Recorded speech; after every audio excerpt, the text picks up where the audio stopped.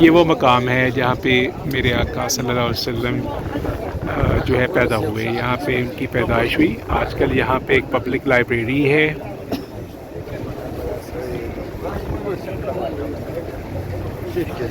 ये जो पीछे पहाड़ नज़र आ रहा है और जो मोहल्ला नज़र आ रहा है, ये सारा कुरैश का मोहल्ला होता था इस दौर में। उस दौर में कुरैश यहाँ पे रहा करते थे और ग़ालिबन ये भी सारा पहाड़ का हिस्सा होता होगा, क्योंकि ये तो पहाड़ इन्होंने बाद में काटे हैं और फिर काट के तो चेंज कर दिया। तो ये नबी के सल्लल्लाहु अलैहि वसल्लम की जाए पैदाइश। ये हमारे बिल्कुल सामने जो है ये बरवा है, वो उधर सफ़ा है। ये जो हमें सामने वॉशरूम से नज़र आ रहे हैं ये वाले, ये बेसिकली अबू जहल का घर था उस दौर में। यकीनन ये भी सारा मोहल्ला एक ही होता होगा। ये वॉशरूम में किसी जगह पे उसका घर होगा, सारा तो वॉशरूम के घर उसके घर नहीं हो सकता क्योंकि वॉशरूम बहुत ज़्यादा है इसमें। ये मरवा है, ये सफ़ा है और वो मरवा है।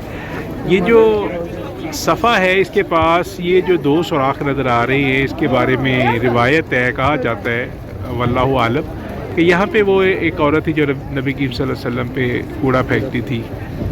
बाद में फिर एक दिन वो बीमार हो गई और कूड़ा नहीं फेंका, तो नबी करीम सल्लल्लाहु अलैहि वसल्लम जो हैं वो इसकी इयादत के लिए गए। तो उसके बाद वो औरत ईमान ले आई, वल्लाहु आलम। लेकिन कहा जाता है कि ये वो दो खिड़कियाँ ये वाली।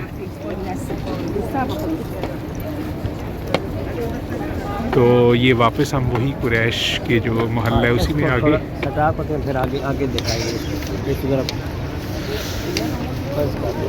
ये असल में बैन है, अंदर हम जा नहीं सकते, अदरवाइज़ अंदर जाके तो हम इसकी फ़ोटो बनाते। ये थोड़ा सा इन्होंने इसके ना डिटेल भी दी हुई है यहाँ पे।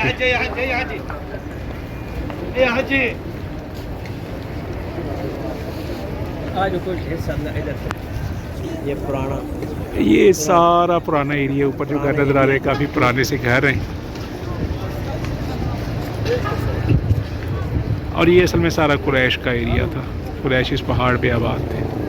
ये बाद में फिर लॉकर्स वगैरह नए बना दिए। ये उनके सारे घर थे ना, वो गए पड़े।